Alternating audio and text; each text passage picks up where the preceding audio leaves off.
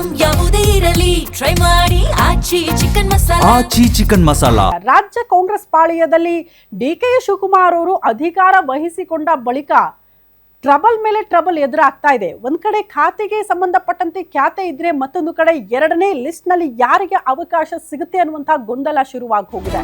ಸಮುದಾಯವಾರು, ಜಿಲ್ಲಾವಾರು ಕೆಲ ನಾಯಕರಿಂದ ಒತ್ತಡ ಕೂಡ ಜಾಸ್ತಿ ಆಗ್ತಾ ಇದೆ. ಖಾತೆ ಮಧ್ಯೆ ಸಂಪುಟ ವಿಸ್ತರಣೆಗೆ ಒತ್ತಡ ಜಾಸ್ತಿ ಆಗ್ತಾ ಇದೆ. 17 ಸ್ಥಾನ ತುಂಬೋದಕ್ಕೆ ಸಿಎಂ ಡಿಕೆ ಶಿವಕುಮಾರ್ ಸಜ್ಜಾಗಿದ್ದಾರಂತೆ. ಪಟ್ಟಿ ಜೊತೆ ದಿಲ್ಲಿಗೆ ಹೋಗೋದಕ್ಕೆ ಮುಖ್ಯಮಂತ್ರಿ ಡಿಕೆ ಶಿವಕುಮಾರ್ ತಯಾರಿ ಮಾಡಿಕೊಳ್ತಾ ಇದ್ದಾರೆ.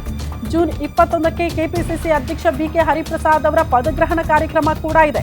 ಬಿಕೆ ಹರಿಪ್ರಸಾದ್ ಪದಗ್ರಹಣದ ಬಳಿಕ ದಿಲ್ಲಿಗೆ ಮುಖ್ಯಮಂತ್ರಿ ಡಿಕೆ ಶಿವಕುಮಾರ್ ಹೋಗಲಿದ್ದಾರೆ. ದಿಲ್ಲಿಗೆ ಹೋಗ್ತಾರೆ, ಅಲ್ಲಿ ಎಲ್ಲ ಫೈನಲ್ ಮಾಡ್ಕೊಂಡು ಬರ್ತಾರೆ. ಅದರ ಜೊತೆಗೆ ಮಾಜಿ ಮುಖ್ಯಮಂತ್ರಿ ಸಿದ್ದರಾಮಯ್ಯ ಕೂಡ ಹೋಗ್ತಿದ್ದಾರೆ. ಬಿಕೆ ಹರಿಪ್ರಸಾದ್ ಕೂಡ ಹೋಗ್ತಾರೆ. ಪಟ್ಟಿ ಅಂತಿಮ ಮಾಡ್ಕೊಂಡು ಬರೋದಕ್ಕೆ ದೆಹಲಿಗೆ ಹೋಗ್ತಿದ್ದಾರೆ ನಾಯಕರುಗಳು. ಈ ತಿಂಗಳ ಅಂತ್ಯಕ್ಕೆ ಸಂಪುಟ ವಿಸ್ತರಣೆ ಆಗುವುದು ಪಕ್ಕ ಅಂತ ಹೇಳಲಾಗ್ತಾ ಇದೆ. ಯಾರಿಗೆ ಸ್ಥಾನಮಾನ ಸಿಗುತ್ತೆ ಅನ್ನೋದೇ ಸದ್ಯ ಇರುವ ಕುತೂಹಲ. ಮೊದಲ ಪಟ್ಟಿಯಲ್ಲಿ ಮಿಸ್ ಆದವರಿಂದ ಮಂತ್ರಿಗಿರಿಗಾಗಿ ಸರ್ಕಸ್ ಮುಂದುವರಿತಾ ಇದೆ. ಒತ್ತಡ, ಲಾಬಿಗಳು ಜಾಸ್ತಿ ಆಗ್ತಾ ಇದೆ. ಸಚಿವ ಸ್ಥಾನದ ಆಕಾಂಕ್ಷಿಗಳಿಂದ ಲಾಬಿ ಪಾಲಿಟಿಕ್ಸ್ ತಾರಕಕ್ಕೇರಿದೆ. ಸಿಎಂ, ಮಾಜಿ ಮುಖ್ಯಮಂತ್ರಿ ಹಾಗೂ ಪರಮೇಶ್ವರ ಬಳಿ ಶಾಸಕರು ದುಂಬಾಲ್ ಬಿದ್ದು ಲಾಬಿ ಮಾಡ್ತಿದ್ದಾರೆ. ಎಐಸಿಸಿ ಅಧ್ಯಕ್ಷ ಮಲ್ಲಿಕಾರ್ಜುನ ಖರ್ಗೆ ಅವರಿಗೂ ಕೂಡ ಲಾಬಿಗಳು ಜಾಸ್ತಿ ಆಗ್ತಾ ಇದೆ. ಮೊದಲ ಬಾರಿ ಗೆದ್ದ ಶಾಸಕರಿಂದ ಸಚಿವ ಸ್ಥಾನಕ್ಕೆ ಒತ್ತಡ ಜಾಸ್ತಿ ಆಗಿ ಹೋಗಿದೆ. ಹೊಸದಾಗಿ ಗೆದ್ದಿರುವ ಕನಿಷ್ಠ 3ರಿಗೆ ಅವಕಾಶ ಕೊಡಬೇಕು ಅಂತ ಮನವಿ ಮಾಡಿಕೊಂಡಿದ್ದಾರಂತೆ. ಆದ್ರೆ ಇದನ್ನ ಒಪ್ಕೊಂಡಿಲ್ಲ ಮುಖ್ಯಮಂತ್ರಿ ಡಿಕೆ ಶಿವಕುಮಾರ್ ಮತ್ತು ಮಾಜಿ ಮುಖ್ಯಮಂತ್ರಿ ಸಿದ್ದರಾಮಯ್ಯನವರು. 2 ಬಾರಿ 3 ಬಾರಿ ಗೆದ್ದವರು ಏನ್ ಮಾಡಬೇಕು? ಮೊದಲ ಬಾರಿ ಗೆದ್ದವರಿಗೆ ಸಚಿವ ಸ್ಥಾನ ಇಲ್ಲ ಅಂತ, ಬಿಲ್ಕುಲ್ ಇಲ್ಲ ಅಂತ ಹೇಳಿಬಿಟ್ಟಿದ್ದಾರಂತೆ ಮುಖ್ಯಮಂತ್ರಿಗಳು.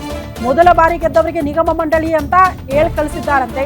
ಪಕ್ಷ ಸಂಘಟನೆಯಲ್ಲಿ ತೊಡಗಿಕೊಳ್ಳಿ ಅಂತ ಮುಖ್ಯಮಂತ್ರಿ ಮತ್ತು ಮಾಜಿ ಮುಖ್ಯಮಂತ್ರಿಗಳು ಹೇಳಿದ್ದಾರೆ ಅನ್ನೋದ್ರ ಡೀಟೇಲ್ ಸಿಗ್ತಾ ಇದೆ.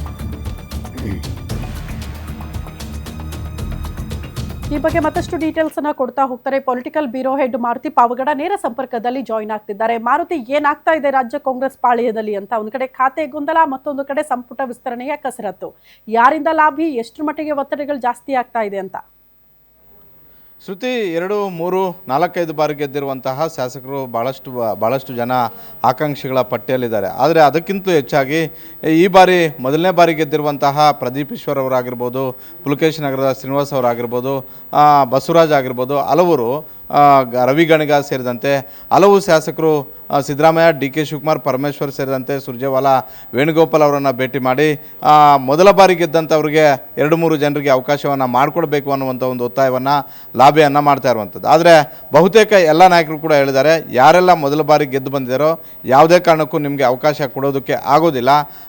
ಮುಂದಿನ ದಿನಗಳಲ್ಲಿ ನಿಗಮ ಮಂಡಳಿಗಳನ್ನು ಅಧ್ಯಕ್ಷ, ಉಪಾಧ್ಯಕ್ಷರನ್ನು ನೇಮಕ ಮಾಡುವಂಥ ಸಂದರ್ಭದಲ್ಲಿ ನಿಮಗೆ ಅವಕಾಶಗಳನ್ನು ಕೊಡೋದಕ್ಕೆ ಸಾಧ್ಯವಾಗುತ್ತೆ. ಬಿಟ್ಟರೆ ಸಂಪುಟಕ್ಕೆ ಯಾರನ್ನೂ ಕೂಡ ತೆಗೆದುಕೊಳ್ಳೋದಿಲ್ಲ ಅನ್ನುವಂಥ ಒಂದು ಸ್ಪಷ್ಟವಾದಂಥ ಒಂದು ಮಾಹಿತಿಯನ್ನು ಡಿ ಕೆ ಶಿವಕುಮಾರ್ ಅವರು ಹೇಳಿದ್ದಾರೆ, ಸಿದ್ದರಾಮಯ್ಯ ಅವರು ಹೇಳಿದ್ದಾರೆ, ಸುರ್ಜೇವಾಲಾ ಮತ್ತು ವೇಣುಗೋಪಾಲ್ ಅವರು ಕೂಡ ಇದನ್ನೇ ಹೇಳಿದ್ದಾರೆ. ಯಾಕಂತ ಹೇಳಿದ್ರೆ ಹಿಂದೆ ಹಲವು ಬಾರಿ ಕಾಂಗ್ರೆಸ್ ಹೈಕಮಾಂಡ್ ಬಳಿಯೇ ಇವರು ಹೋಗಿ ಲಾಬಿಯನ್ನು ಮಾಡಿದ್ರು. ಅದರಲ್ಲಿ ನಯನಾ ಮೋಟಮ್ಮ ಸೇರಿದಂತೆ ಹಲವು ಮೊದಲ ಬಾರಿಗೆ ಗೆದ್ದಂತಹ ಶಾಸಕರು ಹೆಚ್ಚಾಗಿದ್ದರು. ಹೀಗಾಗಿ ಮೊದಲ ಬಾರಿ ಗೆದ್ದಂತಹ ಶಾಸಕರು ಯಾವುದೇ ಕಾರಣಕ್ಕೂ ಸಚಿವ ಸ್ಥಾನವನ್ನು ಇಟ್ಕೊಂಡು ನಮ್ಮ ಬಳಿ ಬರಬೇಡಿ ಅನ್ನುವಂಥ ಒಂದು ಮಾತನ್ನು ಕಳಿಸಿದ್ದಾರೆ ಅನ್ನುವಂಥ ಒಂದು ಮಾಹಿತಿ ಸಿಕ್ಕಿದೆ. ಶ್ರುತಿ. ಓಕೆ ಮಾರುತಿ, ಧನ್ಯವಾದಗಳು ತಮ್ಮೆಲ್ಲ ಮಾಹಿತಿಗೆ.